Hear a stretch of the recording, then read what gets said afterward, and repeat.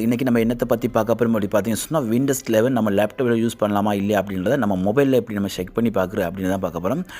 இந்த வீடியோ உங்களுக்கு ஒரு இன்ட்ரெஸ்டான வீடியோ ஆகும். ஸோ இந்த வீடியோ லாஸ்ட் வர பாருங்கள். வாங்க நம்ம வீடியோக்குள்ளே போகலாம். ஸோ பார்த்தீங்கன்னு சொன்னால் உங்களோட மொபைலில் உள்ள குரோம் ப்ரௌசர் ஓப்பன் பண்ணுங்கள். ஓப்பன் பண்ண உடனே பார்த்தீங்கன்னு சொன்னால் உங்களுக்கு இதில் நீங்கள் டைப் பண்ணது பார்த்தீங்கன்னு சொன்னால் உங்களுக்கு microsoftware.com அப்படின்னு டைப் பண்ணுங்கள். டைப் பண்ண பார்த்தீங்கன்னு சொன்னால் இந்த மாதிரி ஒரு வெப்சைட் வரும். ஸோ இந்த வெப்சைட்டில் கீழே வந்து பார்த்தீங்கன்னு சொன்னால் உங்களுக்கு இந்த மாதிரி இருக்கும். இதில் பார்த்தீங்கன்னா உங்களோட லேப்டாப்போ ஃபீஸோ நீங்கள் எந்த ப்ராசஸில் இருக்குது அப்படின்றத நீங்கள் செக் பண்ணி பார்த்த முடியும். அதாவது பார்த்தீங்கன்னா இதில் உங்களுக்கு மினிமம் தேவைப்படக்கூடியது பார்த்தீங்கன்னா உங்களுக்கு அதாவது 64 பிட் வேணும். அது மாதிரி பார்த்தீங்கன்னா 4 GB RAM வேணும். அதே போல் பார்த்தீங்கன்னா உங்களுக்கு மினிமம் பார்த்தீங்கன்னா உங்களுக்கு அதாவது 64 GB வேணும் உங்களுக்கு ஸ்டோரேஜ் மெமரி. ஓகேங்களா?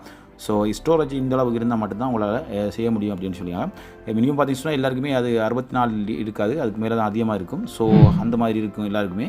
பொதுவாக அப்படி இருக்கவங்கள யூஸ் பண்ண முடியும். ஸோ இப்போ பார்த்தீங்கன்னா உங்களுக்கு அதாவது நார்மல் லேப்டாப் தான் யூஸ் பண்ணலாமா அப்படின்னு கேட்டால் இல்லை, நம்ம எல்லா லேப்டாப்பும் யூஸ் பண்ண முடியும். அதுக்கு 4 GB RAM இருக்கணும் கட்டாயமும்.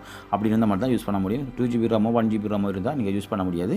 ஸோ அதே போல் பார்த்தீங்கன்னா எத்தனை வெர்ஷனில் நீங்கள் இருக்கணும் அப்படின்றது அதாவது 2.0 இருக்கணும்.